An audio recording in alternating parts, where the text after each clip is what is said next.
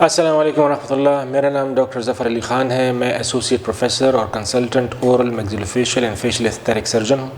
میری اس فیلڈ میں تقریباً 20 سال سے زیادہ کا تجربہ ہے اور میں اس وقت اپنی پرائیویٹ کلینک میں گلبہار میں ویسٹرن ڈینٹل کیئر میں پریکٹس کر رہا ہوں. اکثر مریض ہمارے پاس آتے ہیں اور اس وجہ سے کہ ان کو رات کو نیند میں خراٹے لینے کا مسئلہ ہوتا ہے یا وہ رات کو نیند سے بار بار جاگ جاتے ہیں کیونکہ ان کی سانس بند ہو جاتی ہے. اس کی مختلف وجوہات ہیں. اس میں کچھ وجوہات یہ ہیں کہ ان کی ناک بند ہوتی ہے یا ان کی زبان کا سائز بڑا ہوتا ہے اور وہ پیچھے سانس کی نالی کو رات کو بند کر دیتا ہے، یا ان کے ٹونسلز اتنے بڑے ہوتے ہیں کہ وہاں پہ سانس کی نالی بند ہو جاتی ہے. اس کے علاوہ ایک بڑی وجہ اس کی یہ ہے کہ ان کے جبڑوں کا سائز بڑا یا چھوٹا ہوتا ہے. نیچے کا جبڑا چھوٹا ہوتا ہے اور اوپر کا جبڑا بڑا ہوتا ہے. دونوں صورتوں میں اگر نچلا جبڑا چھوٹا ہو تو اس سے بھی زبان پیچھے جا سکتی ہے اور خواب میں رات کو سوتے ہوئے ان کی سانس کی نالی کو رکاوٹ دے سکتی ہے. اسی طرح اگر ان کی اوپر کا جبڑا چھوٹا ہو تو اس کی وجہ سے بھی ان کی سانس کی نالی میں رکاوٹ آ سکتی ہے، ان کی ناک بند ہو سکتی ہے اور ان کے ٹونسلز جو ہیں وہ سانس کی نالی کو بند کر سکتے ہیں. اس مسئلے کے لیے ایک علاج ہے جس کو ہم کہتے ہیں آرتھوگنیٹک سرجری. یہ جبڑوں کے سائز کو بڑا یا کم کرنے کے لیے ہم ایک سرجری کرتے ہیں جس سے یہ مسئلہ حل ہو سکتا ہے. اکثر مریض ہمارے پاس ایسے آتے ہیں جن کو دانتوں کے ٹیڑھے پن کی وجہ سے معاشرے میں بات کرتے ہوئے مشکل ہوتی ہے یا ان کو کھانا کھاتے ہوئے مشکل ہوتی ہے کیونکہ ان کے دانت بہت زیادہ ٹیڑھے ہوتے ہیں، اور جو ریگولر عام طریقہ ہے بریسز لگانے کا اس سے ان کا علاج ممکن نہیں ہوتا. وہ صرف بریسز لگانے سے اس کا مسئلہ حل نہیں ہوتا.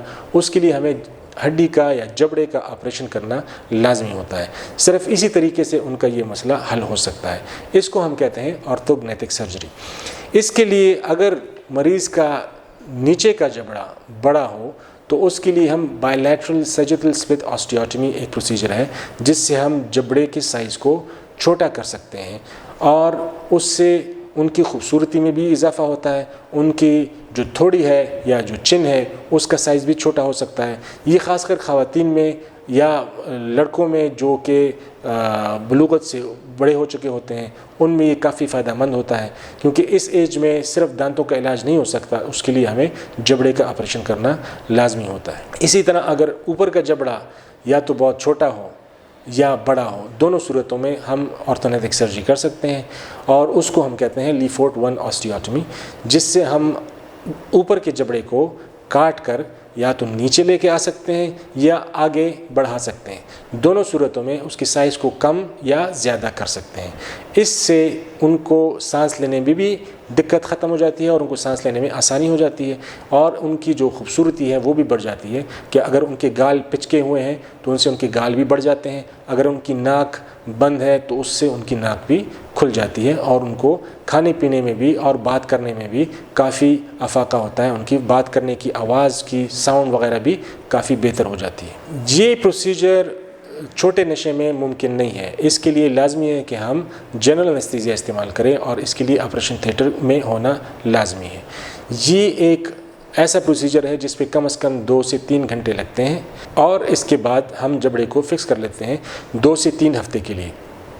2 سے 3 ہفتے تک اس کا منہ بند رہتا ہے، جو کہ ہم نئی اکلوژن یا نئے وضع میں جس کے ان کے دانت بند ہو رہے ہیں اس میں ہم ان کو رکھتے ہیں تاکہ جو ہڈی ہے ان کی ہیلنگ ہو جائے اور اس پوزیشن میں وہ مضبوطی سے اپنی جگہ پکڑ لیں.